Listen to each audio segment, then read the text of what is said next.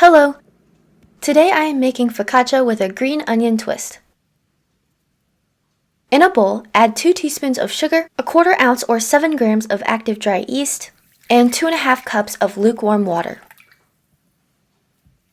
Mix until combined and then let it sit for 5 minutes. Then add 5 cups of all-purpose flour and 1 tablespoon of kosher salt. Mix to form a sticky dough. Set that aside. In a separate bowl, coat it in olive oil. Transfer the dough into this bowl and then toss the dough around with your hands until all of the dough is covered in oil. Cover and rest for 1 hour or until double in size. I recommend putting it in a warm spot.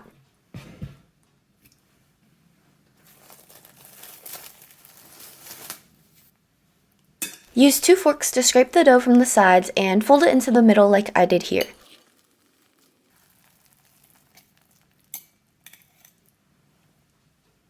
In a baking dish, drizzle more olive oil,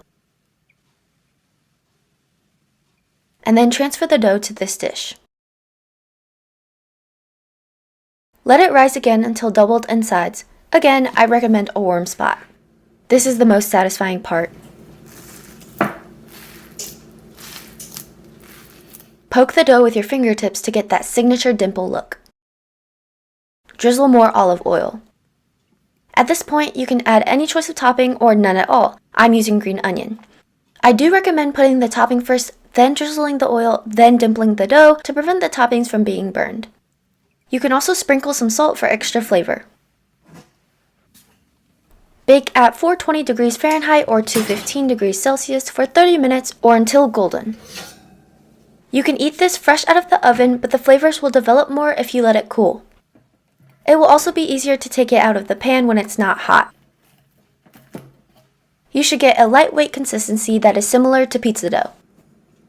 I recommend trying this recipe with different toppings. It's equally delicious every time.